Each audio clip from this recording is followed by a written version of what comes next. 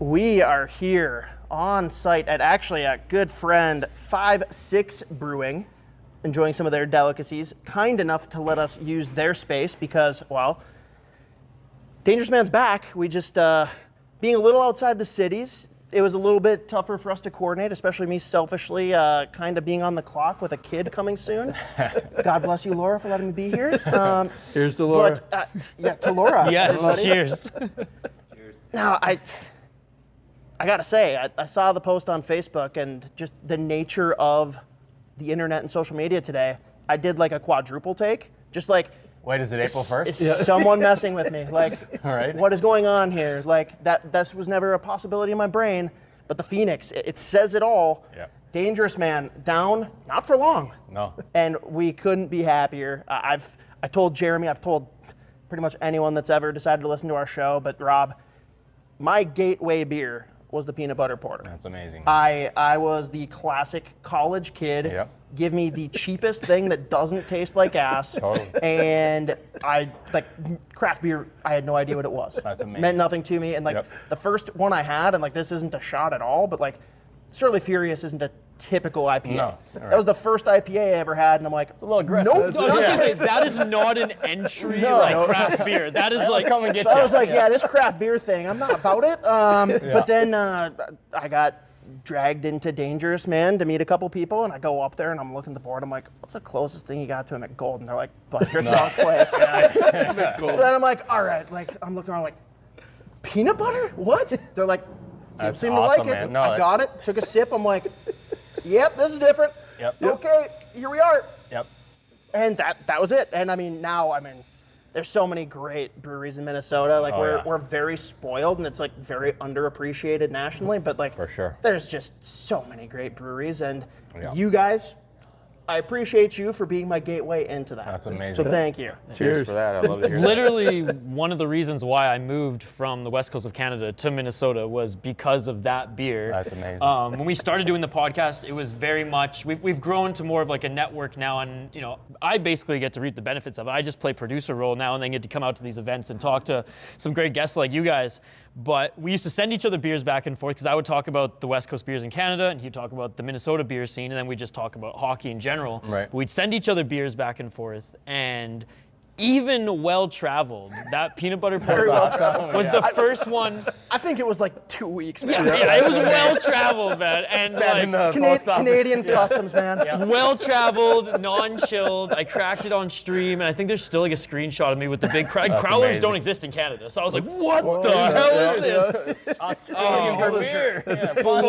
Blown away, absolutely blown away. And then when I ended up visiting the cities and came to the tap room that was downtown, just getting it fresh was just unbelievable That's as well. amazing. So it's just so crazy that honestly, a really important part of our friendship and partnership for this podcast is that beer. And I still have that can in my office. And whenever I do streams or podcasts from my place or my home office, that can is always front and center because it's just meaningful. That So, really means a lot for yeah. me, man. And to hear that story, we had so many customers come in and say, I don't like craft beer. What should I drink? And most of the time you're like, oh, I'll give you our lightest beer. But we realized it was no, give people the peanut butter porter. Let them know this is a craft beer. This is something that you've never had. This is gonna blow your mind. And then they drink it and it's wait, what? I didn't know beer could taste like this. Wait a minute. And then they're hooked. And awesome. So many times, and you don't think of a dark porter beer to be a gateway beer into craft beer, Especially one that's not super sweet, because Totally. usually it's No, it's not. the That's what I the love festival about it. ones, Yeah. right? The Christmas time when they have the Totally. candy cane or the chocolate peanut butter porter that are really heavy Yep. with the chocolate. What I loved for about your sure. guys was it was what you wanted from a porter. Yep. And it just had the hint of peanut butter, and it was perfect. Still and, a beer at the base. Yeah, Yeah, exactly. and that's what I tell everyone too. On any given day, that's the safest beer for me to grab and drink. Yeah. There's other ones that I'll have, sure. especially you guys were notorious for crazy concoctions, Oh, yeah. barrel-aged stouts. I Milkshakes. loved all Yeah. of those. Milkshakes, yeah. But I'm gonna have one of those, and then I'm going back and I'm having 3 peanut butter porters, Totally. right? Yep. So it just subtle, That warms my roasty, heart. I love to hear smooth. It's yes, such a special place in my heart. That's but so cool. Talk about it though, because you said a lot of Yeah. people came in. You were a gateway for more people than just me, and Right. I think a lot of the lore with Dangerous Man goes beyond the beer. It's the community that you guys had built there in Minneapolis, and I mean, the workers you had too. Like it was family. I mean, our staff was incredible and still is, and they are family. They are still like some of my best friends are my staff that we hired, you know, and just the culture that we created in the community was, you know, beyond anything I ever imagined or dreamt, you know, was possible. It was like, that's not something, when you open a brewery, it's like, I'm gonna make beer, and that's what I'm gonna do. I'm gonna put the best beer out to the people. You don't think about like, you're gonna change people's lives and you're gonna create this community and culture that is like so special and so amazing, and like watching people grow their careers and go on to start their own breweries. We had multiple people. Yeah, well, you mentioned knowing Josh Leddy is a good friend of the show and a friend of ours, and like you guys literally inspired him and Melissa to like when they reached out and to plant the seeds for what is Back Channel now. Yeah, I mean, that's just, I got goosebumps, you know. It just makes me feel so awesome, you know. It's like such an honor to hear that. So then you should easily imagine how excited the fans are to have you guys back in our lives, right? Totally. And that's so awesome to hear that support and feel that love and support again is like, it's so awesome, and I'm really excited for Jeremy to like feel that and see kind of what we created, and I get to pass it off, and like it just feels awesome. But it's not passing off. I think that's a big part, right, Jeremy, with making the decision to make the jump here, right? Yeah. Oh, absolutely. I told Rob when we met one another, I was just looking at some equipment. I was stopping in. I was collecting equipment to build a brand called Rafters. It is clearly out of my garage, and it doesn't have much more than a following than the 25 people that have been supporting me throughout all of this, right? And ultimately, we talked, and I got a sense from Rob that, hey, you don't want to be out of the industry. That's a feeling that I got. Well, after I was kind of enamored by the fact that I met Rob, the Dangerous Man, right? Like I walk in with my wife and I'm like, that's Rob. It's him. I know that beard. I know that guy. That guy looks like the label. I mean, those tuning in on YouTube and actually getting the video here, you probably wouldn't recognize him. It doesn't connect at all where the label and the branding come from. No, not even at Jeremy, all. you got to work on yours a little bit. I know. Thicken your beard up. I got to thicken it up. I'm a little Apache over here. I'm not one to talk. I got a ways to go too. But no, like we connected, and right away, like we walked in and we were supposed to meet somebody that was going to walk us around at the auction, and Rob stepped in and just, you know, genuine character of who he was like, hey, I'll show you around. And as we're walking around, I'm like, you don't want to be out of this, do you? And he goes, no. And I go, well, can I have your number? Can we call? We have a call and talk about it. And from there, it was like, all right, here's what I'm trying to do. I would love to go down this path and this journey with you. Like, you've created something amazing, you know, truly amazing. And I'm along for the ride right now. All the excitement and you know, of the bring back the peanut butter porter, and one guy on Facebook had peanut butter porter for you, peanut butter porter for you, and a dancing banana, right? I'm like that type of stuff is a testament to what he and Sarah had done in creating this brand of Dangerous Man. And right now I'm just loving it. And I'm along the path. Rob's with us. We have Andrew, who has connections back as the head brewer of both Chapel in Northfield, and then also in Prize Brewing right here in Minneapolis too. And so did you bring Andrew on board strictly to get feather bowling? Yeah. Is that part of the I knew he was going to every time Prize is brought up. Yep. God, I have my feather bowling That's why sweatshirt. you got Andrew. That's it all exactly makes sense it. now. Yeah. That's We'll have music, live music, and feather bowling. all the other you know? valuable stuff he brings is Yep. it's just a bonus.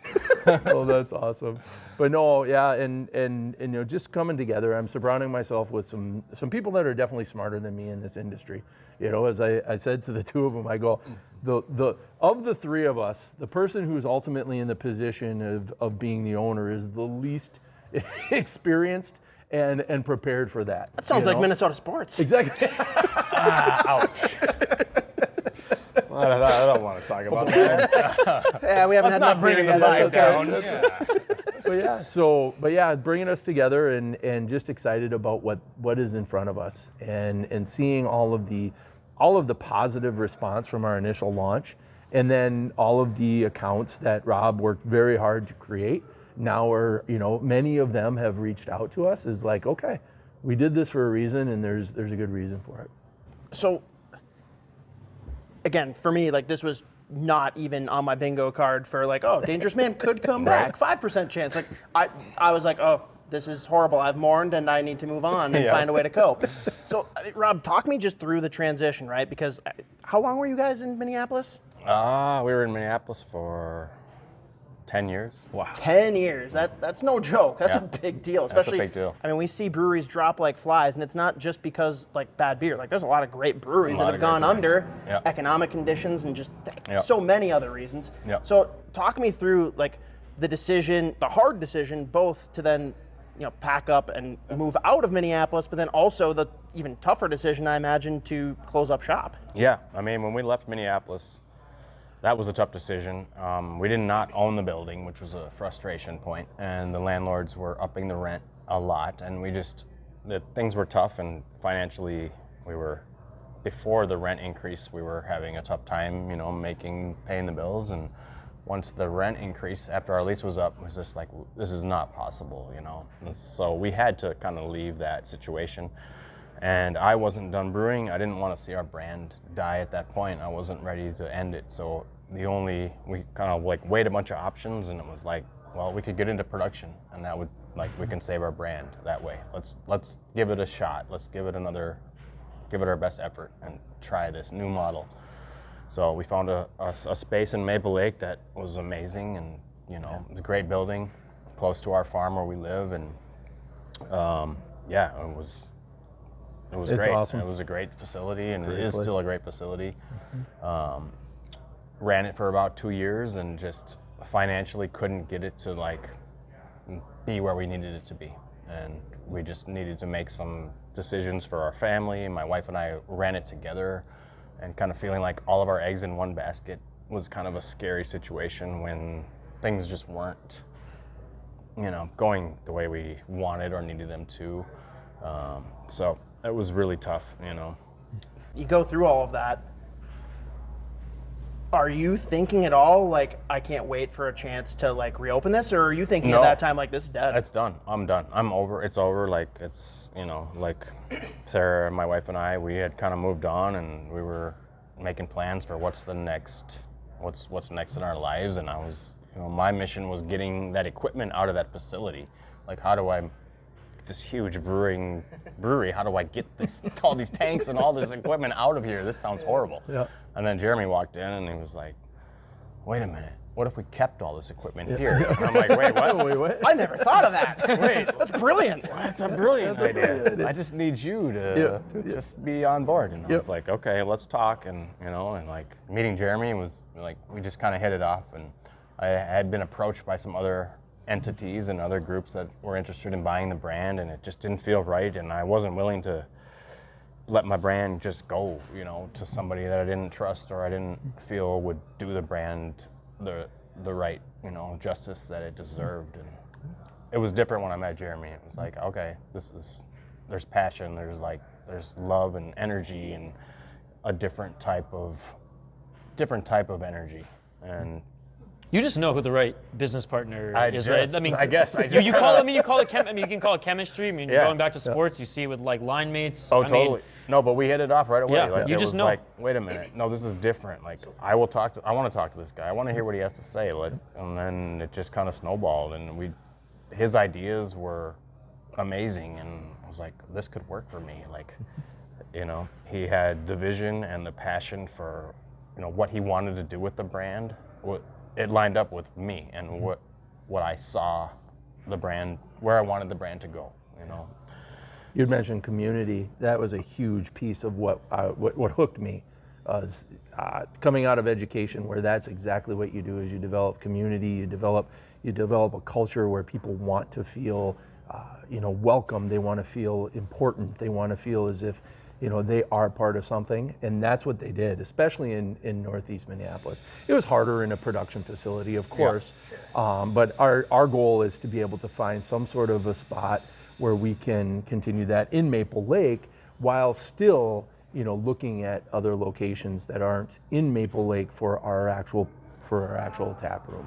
But that community piece, it just aligned with me and my heart, and You know, as I looked through some of their documents, the previous documents about what they stood for, you know, who they were as an organization, and what they expected of both their customers and their employees. Like, I mean, there's all these, you know, these great standards. It is ultimately, it came down to being good human beings, and from that point, I'm like, I'm in. Let's try to build that back up again. Yeah. I mean, the fact that he was willing to, you know, the brand that he developed, I know what that is. I know what it feels like to develop a brand, and to, like, for you to set that aside, you know, and to dedicate to Dangerous Man is freaking, that's hard. And that's one of our first conversations, I wasn't quite sure, how do we do this? And then I think I hung up the phone and I'm like, what am I talking about? This is Dangerous Man. Are you serious? Like, right. But it is. Like, that was, it's like your baby. This is my baby. This is something that, you know, I created, I don't know, out of my dreams, you know.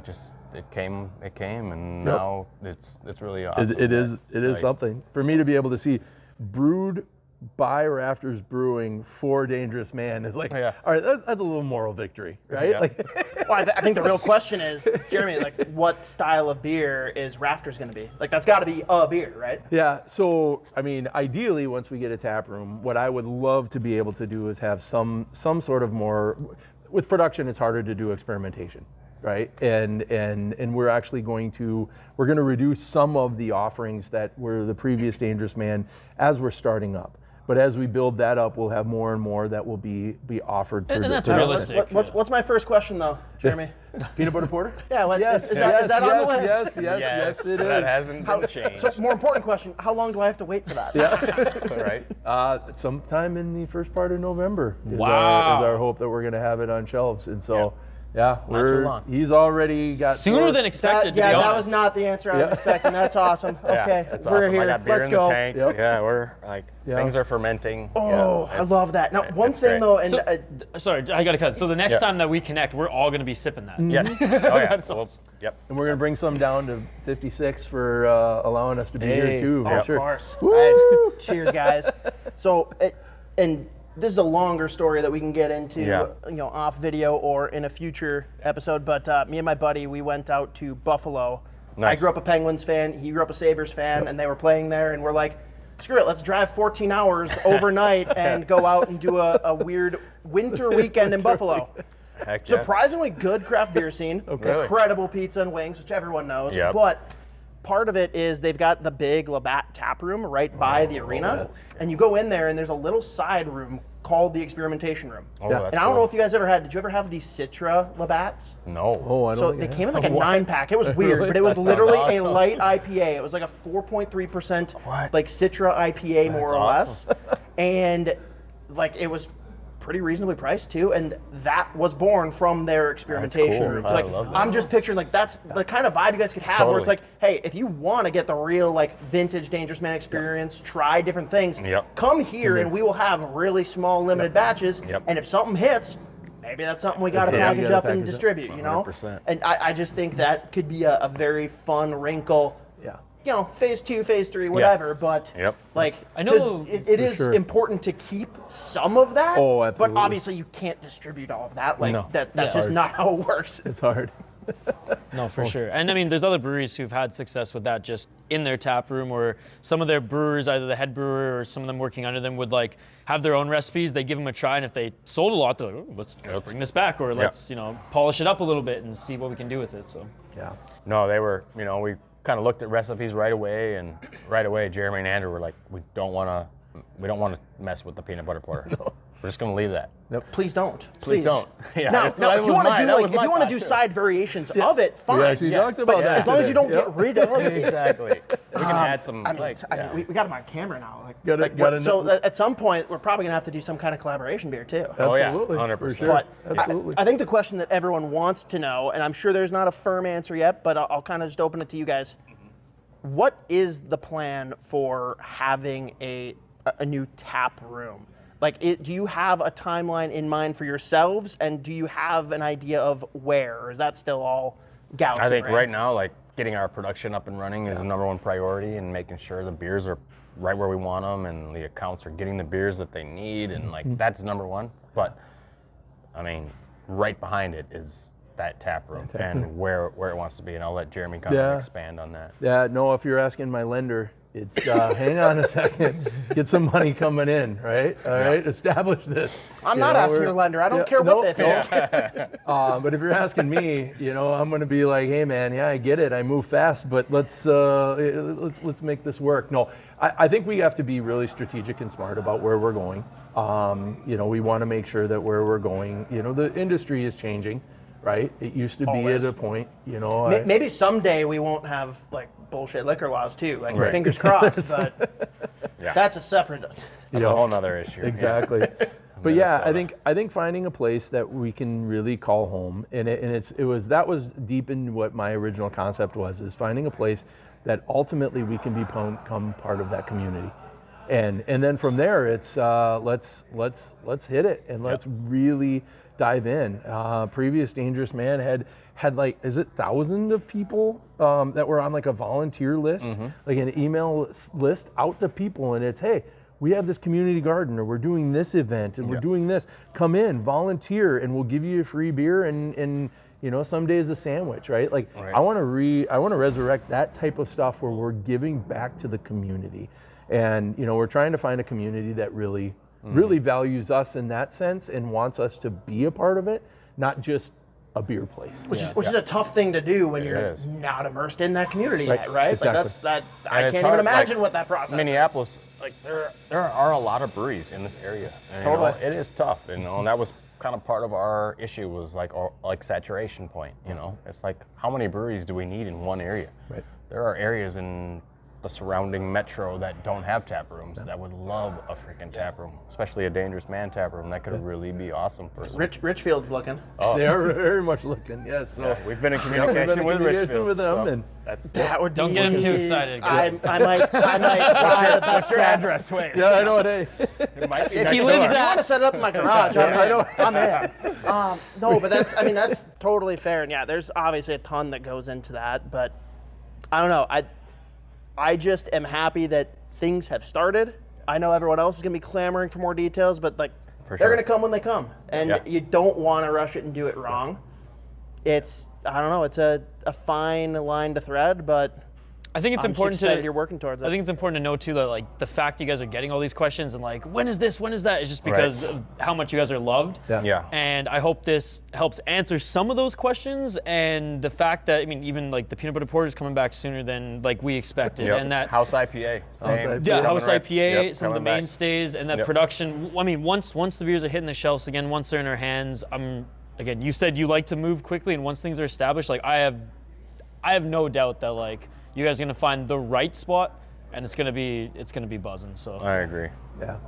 well, thanks for sitting down with us, guys man. very much. This is Appreciate great. you Thanks guys. for having us. No, hey, man. appreciate you guys. Do this again. We got to end this on, can the Wild make it past the first round this year? This year? No. This year. That's the hardest of no's. Sorry. Okay. No. You know what? I like You've had I like your the realism because Hang on. Josh Letty would say yes. He would say they're winning Hey, the but Stanley Cup. honestly, I listened to an episode, a soda pod with Josh last year in October. Oh, He yeah, said yeah. no. He said no. They weren't going to make the playoffs last year, and they did make the playoffs last That's year. because Nick was playing for the Blues in the same division. That's the I know. only reason. Still. He's either a homer for the Wild or for Nick. his nephew. I like, get that, yeah. But I'm a Wild everyone needs fan, to know and I the origins here of the Dangerous Man beard.